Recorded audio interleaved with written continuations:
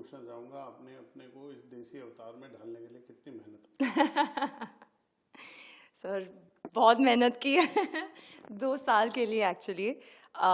मुझे पता चला कि हम लोग सीज़न 2 स्टार्ट कर रहे हैं 2022 में, और फिर 2022 के एंड में हमने शूटिंग स्टार्ट की। तो आनंद सर के वजह से एक्चुअली हम सब ने, जो पूरी कास्ट है, सब ने बहुत मेहनत की है, बहुत सारे क्लासेस किए हैं। आनंद सर जो हैं वो थिएटर से आते हैं, तो वो वर्कशॉप में बहुत विश्वास करते हैं। तो हाँ, बहुत खून पसीना एक करके शो बड़े प्यार से बनाया हमने।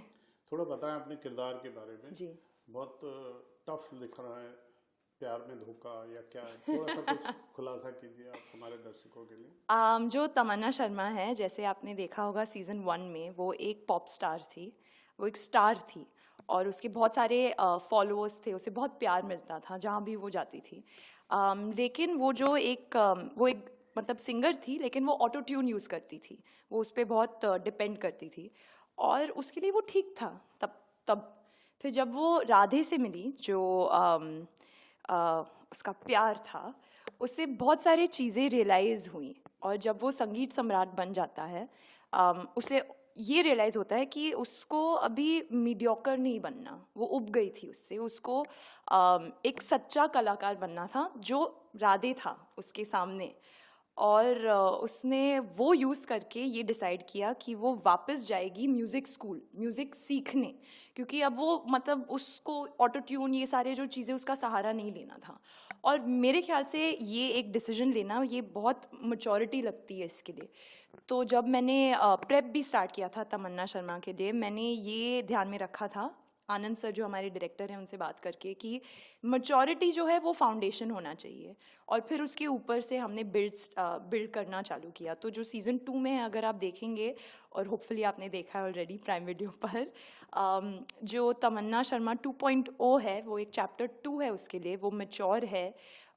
उसमें बहुत एम्पैथी है, जो ये सारी चीज़ें ना एक सच्चे कलाकार में आती हैं। लेकिन अभी वो मैच्योर हो गई है, वो एम्पैथेटिक हो गई, इसका ये मतलब नहीं है कि वो परफेक्ट है, कि वो मतलब कोई फ्लॉड पर्सन नहीं है। उसमें फ्लॉज अभी भी हैं, उसमें खामियां अभी भी हैं, और वो डिस्कवर करती जाती है। और जिन जिन से वो मिलती है सीज़न 2 में, वो राधे हो, वो अयान हो, जो भी कैरेक्टर से वो मिलती हैं, वो उसे रियलाइज़ कराती हैं ये सारी चीज़ों के बारे में। तो वो थोड़ा बहुत मेरे बारे में। If I am not wrong, इसमें टीचर प्ले कर रही हैं आपकी जी, दिव्या दत्ता। बिल्कुल दिव्या दत्ता अपने आप में एक अच्छी दिग्गज कलाकार हैं। बिल्कुल बिल्कुल। क्या सीखने मिला आपको उनसे? अरे बहुत कुछ, मतलब जो अगर आपने सीज़न 2 देखा है, तो आपको एक जो मेरे लिए स्टैंड आउट है, वो है नंदिनी और तमन्ना का जो एक ट्रैक है, वो बहुत ज़्यादा प्यारा है। और मैं विश करती हूँ कि हम सबके लाइफ में ऐसे एक टीचर रहे। और मेरे लिए, आई थिंक पर्सनली, तमन्ना के लिए नंदिनी थी, और मेरे लिए दिव्या मैम थी। I have always looked up to Divya ma'am a lot as an actor. तो मैं बहुत एक्साइटेड थी जब मुझे पता चला कि Divya ma'am is playing this character. और वो इतनी मतलब गिविंग है एज अ पर्सन, और इतनी वार्म है, क्योंकि जब आप देखें उन्हें, और जो उनका काम है अब तक, वो बहुत एक स्ट्रॉन्ग पर्सनालिटी है। तो मैं इनिशियली थोड़ी सी, मतलब मैं बहुत सेमी सेमी सी, मैं आके बैठ के अपने लाइंस करके चली जाती थी। फिर एक दिन उन्होंने मुझे बुलाया और बोला कि क्या हो गया तुम्हें, why you so formal with me, और पूरा मुझे शेक किया, और आज हम दोस्त हैं। So to have that equation, I feel very grateful to her. और जिस उनके साथ लाइंस करके, सीन वर्क करके, वो जो एक रियलाइजेशन होती है ना, वो कुछ अलग ही होता है।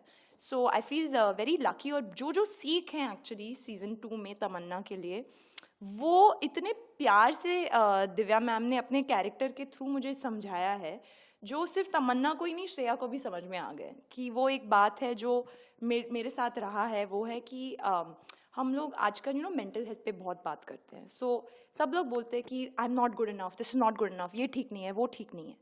पर जिस कोई आपके सामने आके बोलता है कि for 1 second just accept that you are enough, आप काम हार्ड वर्क कीजिए, पर यू आर इनफ बस, और वहाँ से आप आगे बढ़िए।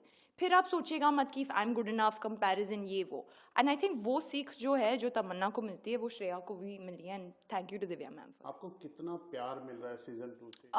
तो एक्चुअली फनली सर जो हुआ, जो 13 दिसंबर हमारा जो शो है बंदिश बैंडिट्स, जो कि प्राइम वीडियो पे रिलीज़ हुआ है, उस दिन पे मेरा फ़ोन जो है वो खो गया था सुबह सुबह।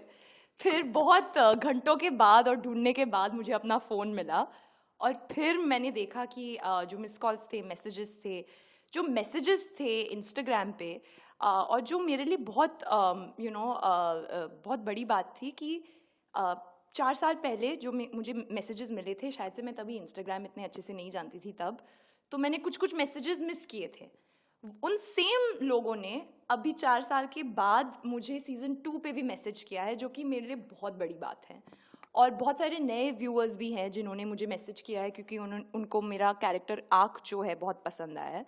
और जो स्टैंड आउट हम सब के लिए एज अ टीम ऑफ बंदिश बैंडिट्स ये है कि हमें एक बहुत अच्छा ऑनसॉम कहा जा रहा है। और जो स्टोरी है, जो कहानी है, क्योंकि ये एक आर्टिस्ट की कहानी है, बहुत सारे आर्टिस्ट की कहानी है एक्चुअली, और वो लोगों को मतलब वो छू रही है, तो हमारे लिए बहुत बड़ी बात है। हमारा जो म्यूज़िक है उसके बारे में भी चर्चा हो रही है। तो जो फीडबैक है वो बहुत ज़्यादा पॉजिटिव है और हम बस आभारी हैं ऑडियंसेस के, क्योंकि मेरा मानना है कि सीज़न 2 जो है वो एक लव लेटर है ऑडियंस के लिए, जो उन्होंने प्यार हमें सीज़न 1 के लिए दिया था। और हम लोग डरे हुए थे क्योंकि सीज़न 2 कभी कभी लोग बोलते हैं कि शायद से लोगों को पसंद नहीं आएगा, पर बहुत लोग बोल रहे हैं कि उन्हें सीज़न 1 से भी कुछ को ज़्यादा पसंद आया, तो हमारे लिए ये बहुत ही मोटिवेटिंग है। चलिए ऐसे ही अच्छा काम करते रहिए, हमारी तरफ से बहुत थैंक यू, शुभकामनाएं। हमसे बात करने के लिए शुक्रिया। Thank you so much, thank thank you you. So much.